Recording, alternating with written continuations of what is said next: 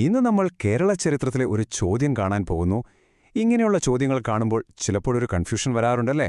പക്ഷേ ഇത് സോൾവ് ചെയ്യാൻ ഒരു സിമ്പിൾ ട്രിക്കുണ്ട്. നമുക്ക് നോക്കാം. ഓക്കെ, ചോദ്യം ഇതാണ്: പഴശ്ശി കലാപവുമായി ബന്ധപ്പെട്ട് തന്നിരിക്കുന്ന ഈ സ്റ്റേറ്റ്മെന്റ്സിൽ ഏതൊക്കെയാണ് ശരിയായിട്ടുള്ളത്?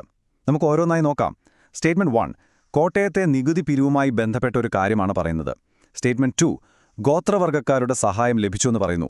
സ്റ്റേറ്റ്മെന്റ് 3 പഴശ്ശിയുടെ ഒളിത്താവളം ബ്രിട്ടീഷുകാർ കണ്ടെത്തിയതിനെക്കുറിച്ചാണ്. ആൻഡ് ഫൈനലി സ്റ്റേറ്റ്മെന്റ് 4 പഴശ്ശി രാജ തിരുവിതാംകൂറിലെ രാജാവായിരുന്നു. സാധാരണയായി ഇങ്ങനെയുള്ളത് ഒന്നിലധികം സ്റ്റേറ്റ്മെന്റ്സ് തരുന്ന ചോദ്യങ്ങളിൽ ഉത്തരം കണ്ടെത്താനുള്ളൊരു ക്ലൂ അതിൽ തന്നെ ഒളിഞ്ഞിരിപ്പുണ്ടാകും. ഇവിടെ നമ്മുടെ കീ എന്ന് പറയുന്നത് ഈ 4ാമത്തെ സ്റ്റേറ്റ്മെന്റാണ്. നമുക്കതിലൊന്ന് ഫോക്കസ് ചെയ്യാം. ഈ സ്റ്റേറ്റ്മെന്റ് ശരിയാണോ? തിരുവിതാംകൂറിലെ രാജാവായിരുന്നോ പഴശ്ശിരാജ? ഒരിക്കലുമല്ല. അത് കംപ്ലീറ്റ്ലി റോങ് ആണ്, അല്ലേ?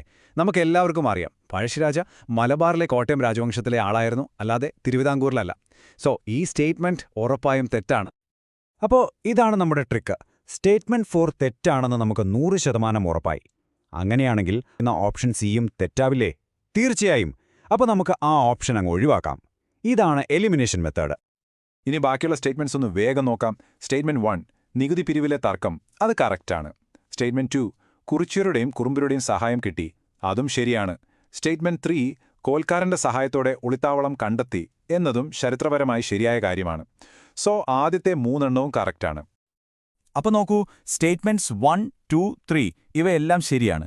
പക്ഷേ സ്റ്റേറ്റ്മെന്റ് 4 തെറ്റാണ്. അങ്ങനെ വരുമ്പോൾ ശരിയായ ഉത്തരം ഏതാണ്?